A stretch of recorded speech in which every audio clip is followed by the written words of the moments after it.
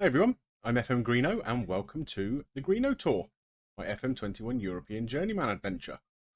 So we've reached the final game of the 2029-2030 season, and today we'll decide whether Roma are playing Champions League football next season or only Europa League football.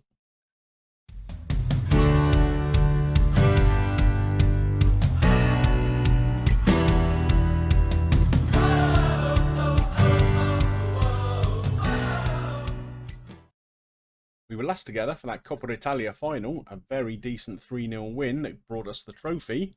We only had 2 games of the season left after that, and I did mention Genoa were going to be scrappy old opponents. They were down the bottom end of the table, and so it proved. It was very much a case of, after the Lord Mayor's show, really. We lost 2-0 and completely deserved to.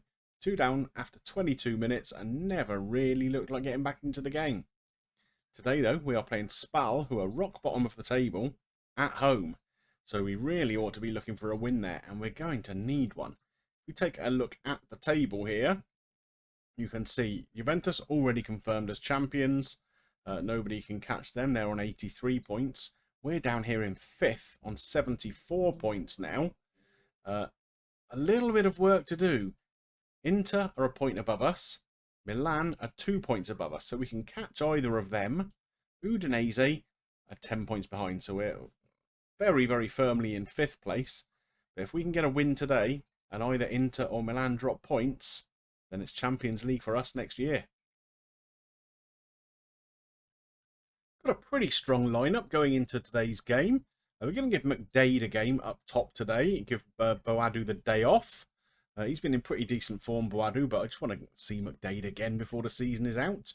As you can see, we've built up some pretty decent partnerships in the team over the season, which of course I'm likely to completely undo with the summer of transfer activity. And there you go. One player we know will not be coming back is Mert Mulder. We've had him on loan this season. He's agreed a transfer to Milan over the summer, so right back is another area that's going to have to be strengthened at some point. Probably left back too, because I don't think Bradaric is really up to it anymore. Anyhow, let's get into the game, and hopefully we can get the result we need while the others slip up. So, the end of yet another season. I wonder where we're going to end up, what next season is going to bring. Oh, first attack here is for Spal by the looks of it, which is a bit of a surprise. Like I say, they are rock bottom of the table. Were relegated quite a few games ago. But it looks like they've lost the ball here. Here comes Trincao. Out to the left, there's Mesquita cutting in, as he's instructed to do. Oh, dear. That was awful.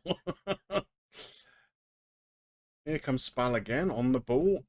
Just in our half. They're playing a 3/5 at the back formation.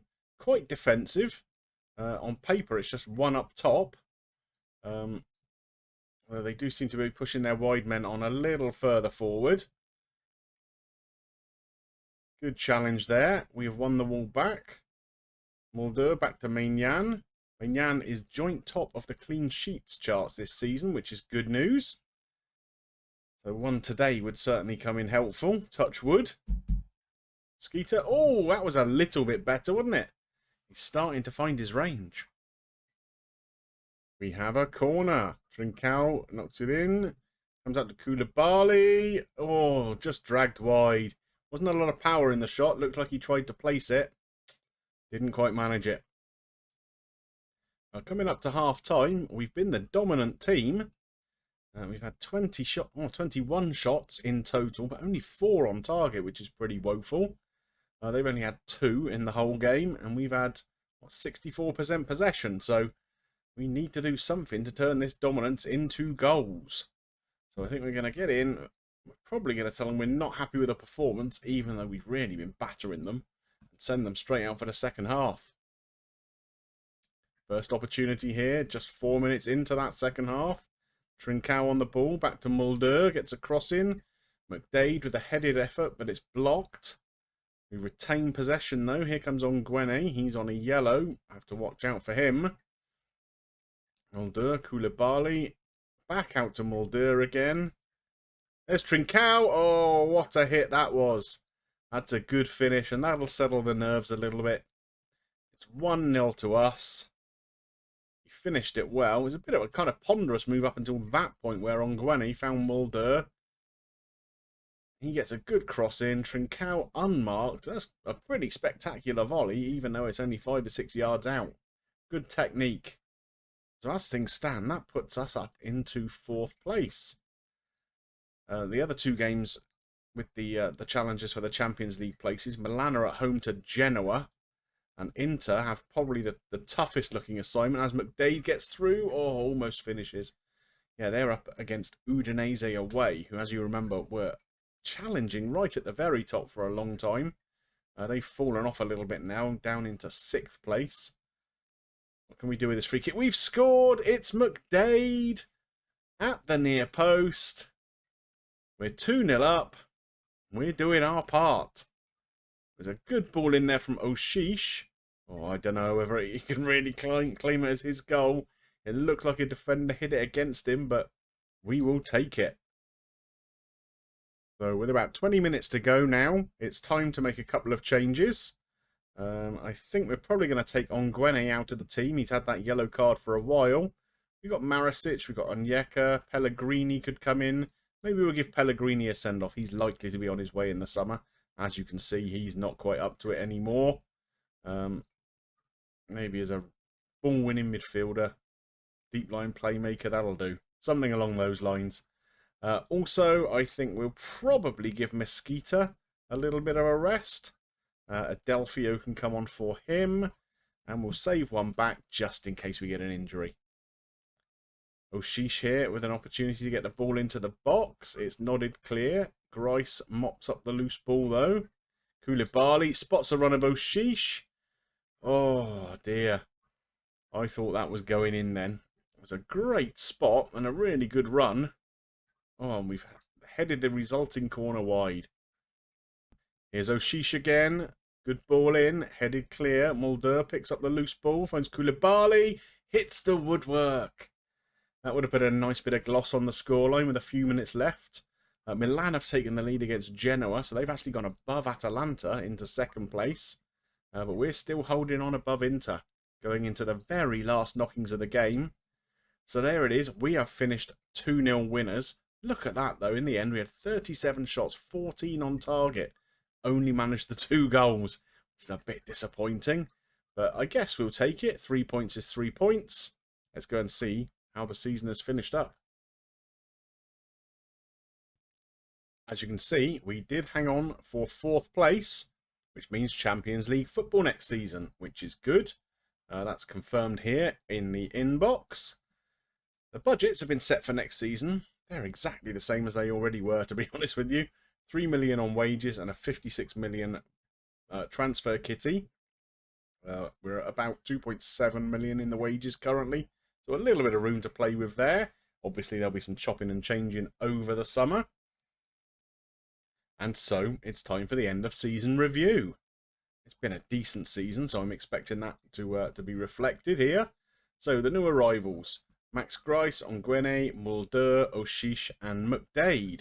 Look at this. Max Grice gets an A+. I mean, that's pretty unusual in my signing history, it has to be said. B+ for Ongwene. C for Mulder. He was only on loan, I suppose. A- with Oshish, and another A+ for McDade.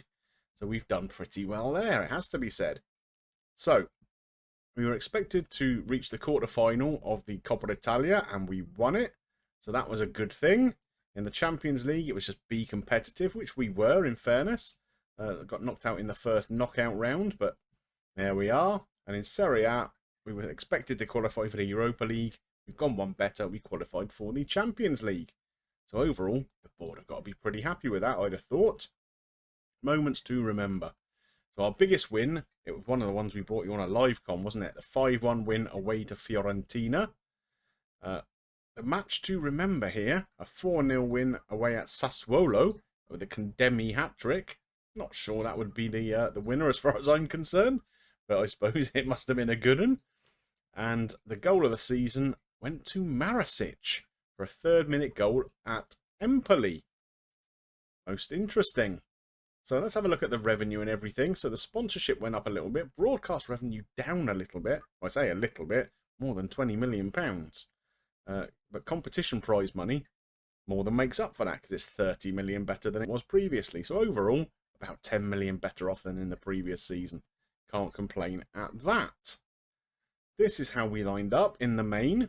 Maignan in goal, Bradovich, Kumbula, Grice, Mulder, Ongweni in the holding midfield role, Oshish, Koulibaly, Mesquita, Trincao, and Boadu. Pretty decent lineup, I think you'd agree there. Obviously, probably the two positions we had the most rotation was up front. McDade played quite a lot up there, and out on the right-hand side where Kondemi played quite a lot. So they're the only two, I would say, not even contentious really, but the two that would have been most up for discussion probably, I suppose. So let's have a look at what happened here overall with the accolades. So Max Grice got Player of the Season. Well deserved that one. Mesquita, Young Player of the Season. He's only 21, so I think he's probably eligible for that for about the next 2 or 3 years. So don't be surprised if he continues winning that. Signing of the season, obviously Grice. Goal of the season, Marisic, as we've seen. Boadu was the top goal scorer. 21 goals. He's 29 years old now, though, so, you know, could well be replaced over time. Oshish with the most assists with 9. Boadu got the most player of the matches. Max Grice the highest average rating. And Koulibaly the most passes completed per 90 minutes. Marvellous. 56. Ongweni, he's a combative figure, shall we say. He picked up 18 yellow cards this season, although not one red, so that was pretty good. So there we are. Overall, pretty happy with the season. Look at this. Everything is won and lost in the heart of every season. That's been the case for Roma. Not quite sure what that means, but we won a trophy. So the big question, I guess, is where do we go from here? Well, I'm starting to wonder whether I've taken Roma about as far as I can. Qualifying them for the Champions League. I don't think we're going to catch Juventus to win Serie A. I don't think we're going to win the Champions League, to be honest. So, is there a bigger job out there? Well, possibly. The Man City job, the manager is in a very insecure position right now. So perhaps over the summer, that might become available. If it does, yeah, I'd probably throw my hat in the ring for that one. If it doesn't, well, I wonder what's going to happen. Do we start another season here with Roma? Do we resign and come up with a completely new project altogether? Only time will tell. You'll have to continue watching to find out. Well, I hope you enjoyed today's episode. I think it went pretty well. A very, very nice roundup of the season. It's been a successful season, I think. 2-0 win to round things out, which was good. And Champions League football guaranteed for next year. If you did enjoy it, please drop a like on there for me. Helps me get seen by more people, of course. And if you've got any comments about this episode, this series as a whole so far, or what you think should come next, I would love to see them below. And of course, if you're not yet subscribed to the channel, don't forget to click that button and come and hop on the Greenobus. There is plenty of room for you all. It just remains for me to thank you for watching, and we will see you soon for some more action with the Greeno Tour. Bye for now.